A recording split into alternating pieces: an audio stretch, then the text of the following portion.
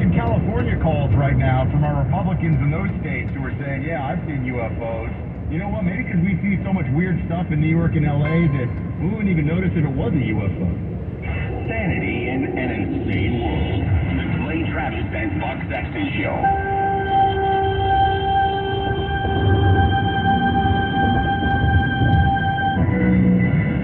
You know a company is looking out for you when they actually upgrade your service and don't charge you for it. There's great news for new and current Pure Talk customers. Pure Talk just added data to every plan and includes a mobile hotspot with each one with no price increase whatsoever. With Pure Talk, it's still just $20 a month for unlimited talk, text, and now 50% more 5G data plus mobile hotspot. This is why I love Pure Talk. It also happens to be veteran-owned and hires the best customer service team members right here in the U.S. Most families are saving almost $1,000 a year while enjoying the most dependable 5G network in America. Dial pound 250 and say play and buck to make the switch to Pure Talk. That way you'll save an additional 50% off your first month. Again, dial pound 250, say play and buck. Again, dial pound 250, say play and buck, and make the switch to Pure Talk today. We all love children, and many of us have an old car, truck, or van in the driveway. Find the Children has a great way for you to put your unwanted vehicle to good use. Keep listening.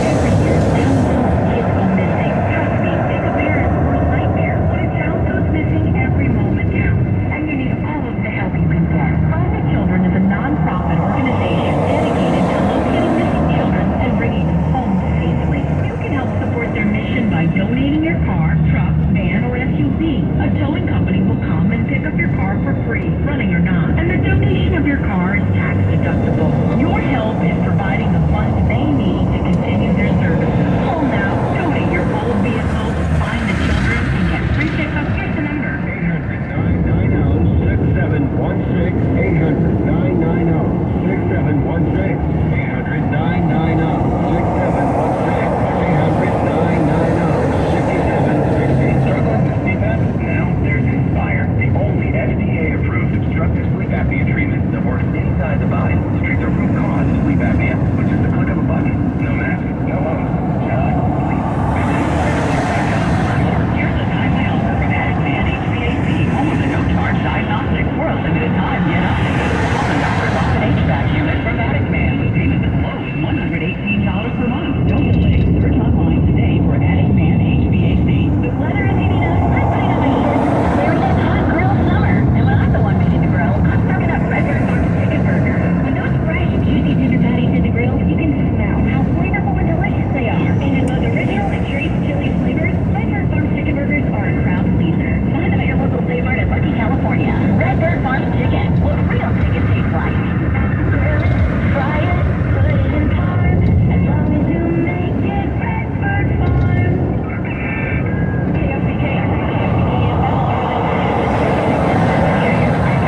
Sacramento News Radio 93.1 FM, 1630 AM.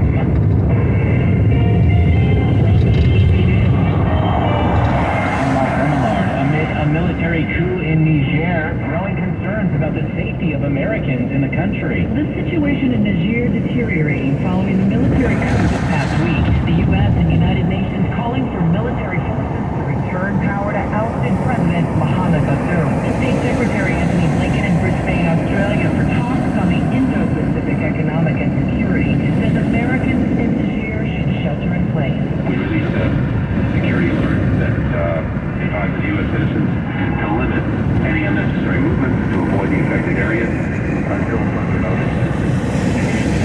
Blinken says U.S. Embassy staff, along with their families, were all accounted for and safe. Michelle Franzen, ABC News.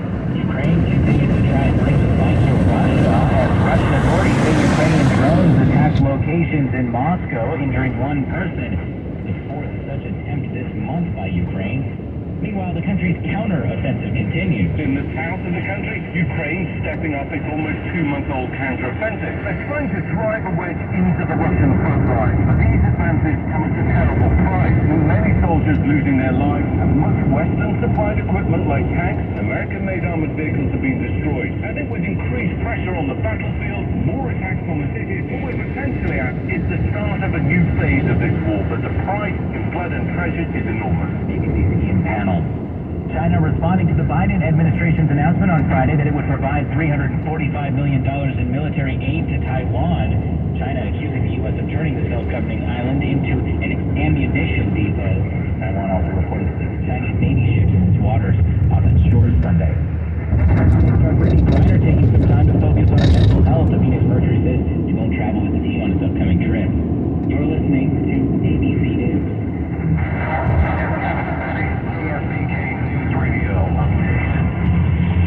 People behind a ransomware attack on Beverly Hills plastic surgeon have posted more sensitive photos of female patients online. There's literally like all these women in all these rows. That woman is among now 80 whose topless photos have been posted to a public website. Almost 3 months ago, hackers tried to extort $2.5 million from a popular plastic surgeon. When he didn't pay, the Falcon Dano ghosting started appearing online with the promise of more being posted if no payment is received.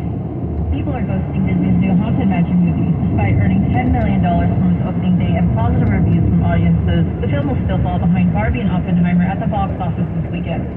Kanye West's Twitter account is being reinstated. The New York Times reported the account is being turned back on and has been given a gold check mark, supposedly reserved for official business accounts. Now let's quick look at the latest news. I'm Roel Balon, the iHeartRadio Newsroom.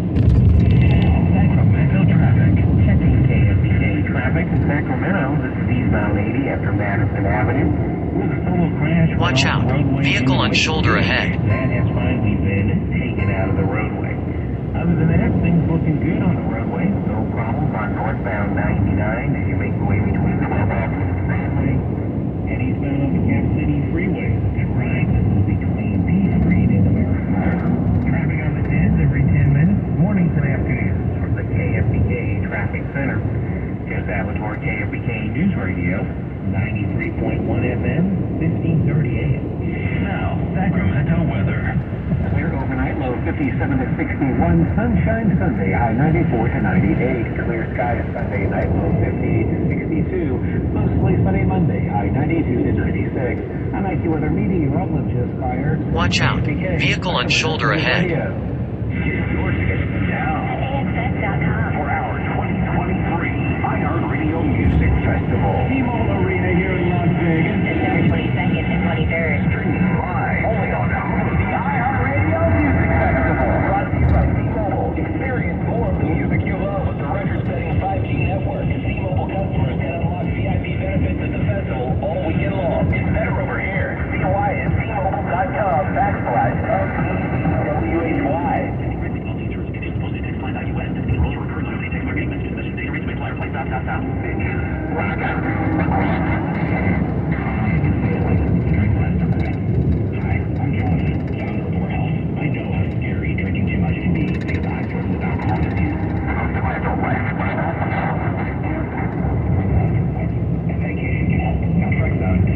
Effective medication that makes it easier to cut back or quit drinking, so you don't have to rely on willpower alone. I started Warehouse to make access to naltrexone convenient and private to help people like me regain control over alcohol. If you're ready to stop drinking or just drink less, text ADULT to 323232 to get a secure link to Warehouse private online assessment. Our licensed medical professionals will evaluate your assessment, and if medication is right for you, prescribe it online. We'll deliver your prescription right to your door. No doctor's office visits required. Text the word ADULT to 323232 to get started today. That's ADULT to 323232.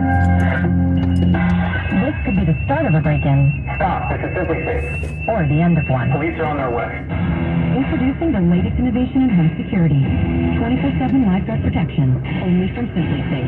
Now, agents can see and speak to intruders through our new indoor camera to help stop crime in real time and to fast police response. Get 20% off any new system with Fast Protect monitoring at simplysafe.com/radio. There's no safe like Simply Safe. KFBK News Radio, 93.1 FM, 1530 AM.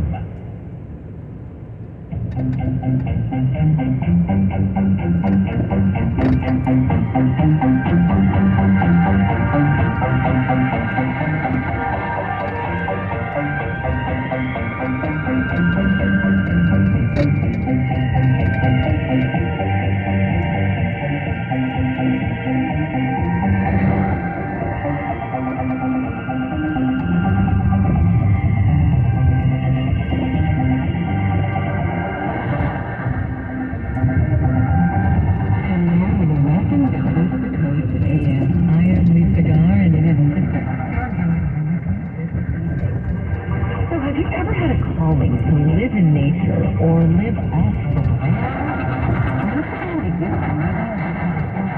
what you can do in nature.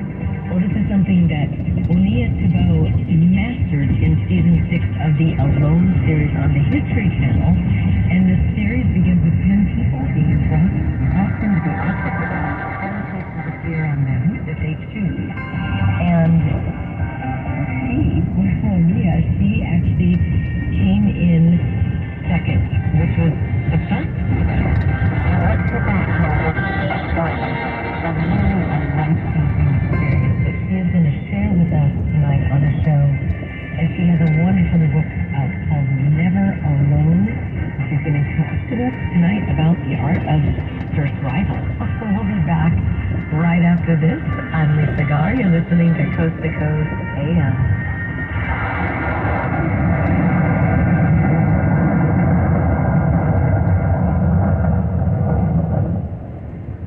Away from the Durban Accords, the greatest threat to the U.S. dollar's global dominance in the past 80 years. Brazil, Russia, India, China, and South Africa are expected to announce the launch of a new international supercurrency fully backed by gold or other commodities. This is part of their long-term plan to supplant the U.S. and the dollar as the cornerstones of the global financial system. How can you protect your IRA or 401k from the fallout from this landmark announcement? Diversify with gold from Birch Gold Group. Historically, gold has been a safe haven in times of high uncertainty. Get a free info kit on gold IRAs and decide for yourself if a tax-sheltered retirement account backed by physical precious metals is right for you. Text the word COAST to 989898. Arm yourself with information to protect your retirement accounts and savings. Text COAST to the number 989898 and claim your free info kit from Birch Gold. Text COAST 989898 and claim that free info kit. Real people, real stories. So I had an appointment with the surgeon, and he was told me what all he was going to do, and it was just absolutely horrendous. I came home, I started on Carnivora, and I called and canceled my surgery, and she said, "Are you going someplace else?" I said, "No, I'm taking care of it myself." She said, "Okay." And my problem on my skin went away. I have bruising that's all over my arms, 3 weeks after I was on the carnivore, I noticed, I'm looking at my arms, and I said, gee, I don't have any bruises on my arms, and I'm always full of bruises. I can't put my finger on it, but I know something's happening. I have to tell you, that has to be the carnivore. Call 866-836-8735. That's 866-836-8735. Or visit carnivore.com. That's carnivore.com. Use coupon code George to get 15% off your order.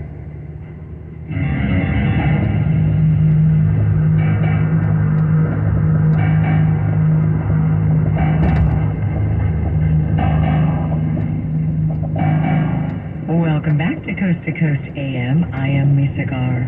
My guest tonight, Leah Thibault, she mastered in season 6 of the Alone series on the History Channel an incredible experience of her life. The series basically begins with 10 people being dropped into the Arctic, and they have 10 pieces of gear. And then the contestants basically try to outlast each other, and the one who comes home last is basically the one who gets first. And I mean, Leah did that. She was the first woman to come in last, which was first. And she brought home so much more. It wasn't really more about the winning. At that point, it was a life-changing experience. And what she's gained from that, she talks about in her book, Never Alone. And it's so many beautiful lessons and so many great questions I have for you. Thank you so much for joining me, Woody. I appreciate it. Well, thank you so much. It's a pleasure to be here. Absolutely. So, just to be clear, the book is about my first season on Alone, which was season 6, and I was the runner-up of that season. After that, I was invited on kind of an all-stars Never Alone, where they took some of the strongest competitors from past seasons and put us out again, and that is the season that I won. what on earth inspired you to do this? Well, I never really saw myself as a survival-oriented person. I'm more of a wilderness living person, so I came to it from a desire to learn the skills of our ancestors and be able to make us live and survive and really thrive in wild places using the resources from the natural world around me. So the idea that we don't need fancy technical modern gear in order to do really well. We evolved to do really well living in nature, and it's just a matter of remembering and relearning those skills. Had you always been a nature lover or fond of the forest, or had that ever been your experience? Yeah, absolutely. I was always a nature lover. I was raised by two nature-loving parents, and I had the great fortune of growing up in a beautiful rural area in the foothills of the Sierra Nevada mountains in Northern California. So I was always out hiking. I was always fascinated by the plants and animals in the wild world around me. So that passion grew into my career. So that makes a lot of sense. But the Arctic is quite different than the Sierra Nevadas. Yes, indeed it is. Yeah, I would never have predicted using those skills in somewhere as extreme as the Arctic, but when the opportunity came knocking, it was just too amazing. And I will say that they did not tell me what the location was going to be when they first approached me about the Alone Show. I'm sure you thought, I believe you probably had a lot of thoughts. It's probably better than going to extreme heat, right? Well, yeah, in general, I felt...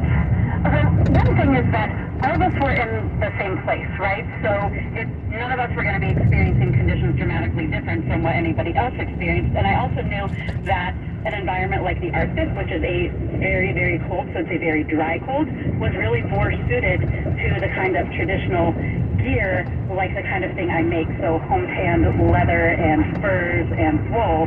So in that way, I knew that using traditional materials was going to be a lot easier there than it might be in some other places. And you were accustomed to working with those prior to this experience, right? Yeah, it's been my whole life path for my entire adult life. Mm-hmm. I mean, I think that's just fascinating. Was it a calling for you? Was it something that propelled you out into finding the answers in nature rather than your, a traditional corporate path or whatever path people go down? Yeah, I think it really was a natural evolution of kind of both the interests that really grabbed me as a young person and also, my career path. I ended up knowing that I wanted to study biology from the second I was in grade school, and then also was really fascinated, like the books that I read as a young woman were, books about Ishi and the island of the blue dolphins and people living wild on the land. And so actually it was while I was in college studying biology and natural history and botany that I realized that the ancestral skills were kind of the perfect merging of that biological and ecological knowledge and the drive I've always had to live wild and make and do things with my own two hands. Mm-hmm. Yes, that is definitely a gift. And it's not something that it's something we're born with and unlearn, really, right? Exactly, yeah, and that's exactly my point. A lot of people think, oh, that's so amazing, how can you do this? And I'm thinking, well, we were all born to do this, but the modern world kind of, teaches it out of us. But we all, it's only been a couple hundred years that we haven't been living in nature completely interdependent with it. So what the modern world is now is more the anomaly than living in nature and using ancestral skills. Right, it makes sense. I mean, if you look at the balance of it all, but it certainly took over fast, didn't it? It really did. So were you given a choice of what 10 things to bring? Yes, it's not 10 of anything. If we got to take anything, most people would probably bring a rifle and ammunition. Mm-hmm. But that's not an option. So it's things that come from a specific list. So there's about 60 different things, and you can choose 10 from within that. So a lighter, for example, is not an option. But a ferro rod, which is a piece of soft iron that you can scrape with the back of a knife and get a spark off of, that you can then turn into fire, is an option. So a rifle isn't an option, but a bow and arrows are. So all things have had with limited technology. I guess the ferro rod is more of a modern thing, but it's still a very simple technology. So no cook stove, but cook pots, for example. Okay, so you could create your own fire and then you can make your own food. What was the easiest thing for you to source and what was the hardest? In terms of food or in terms of the gear that I brought? Food. Yeah, well, it was, It was all very hard because the environment we were in, we were just south of the Arctic Circle, and we had already had the first hard freeze before we launched, so most of the plants were dying back. There were some berries. My location was pretty sparse in berries. I had crowberries and cranberries, but not blueberries or raspberries or some of the more tasty and nutritious berries. Approaching a railroad crossing. The easiest to get, but then of course the winter came and then they were covered with snow, so they became a lot harder to get as the season went on. But I was in a location where both fishing and hunting were really, really challenging. I was on a narrow, rocky peninsula surrounded by very, very shallow water. So I didn't have access to good fishing waters. And then also because it was a fairly rocky peninsula, there wasn't much in the way of game. So animal foods were very hard to come by, and in all wilderness survival situations, fat is a really limited quantity, and I only had very lean, small game. And how did you had to do your own hunting? Yeah. You can bring as many as 2 of your 10 items can be food items, but each of those can only be 2 pounds, so you can bring at max 4 pounds of food, but that would mean leaving behind something else that could potentially help you bring in more food, like a bow. So, you have to choose really wisely. So I took 2 pounds of food, but then beyond that, I had to be procuring all of my own. And yeah, I was in touch with I was hunting throughout, but I realized pretty soon that trapping was going to be a much better strategy for me than bow hunting, because trapping is passive. You can set your traps and then they hopefully will be bringing in food while you don't have to be out there actively doing it, versus stalking the woods with a bow. You're burning as many calories as you might be bringing in. Right. And then how did you maintain the shelter in the warmth? Well, I built a really substantial shelter. That was a major focus for me.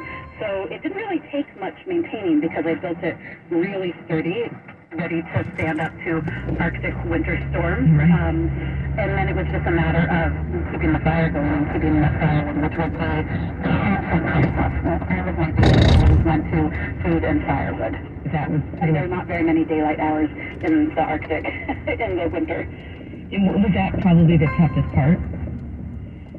Well, I mean, I wouldn't say that there was any one toughest part. It was all extremely challenging, but certainly bringing in food and firewood with only a few hours of daylight was incredibly challenging. But yeah, the temperatures, the lack of food, everything being a tremendous amount of work.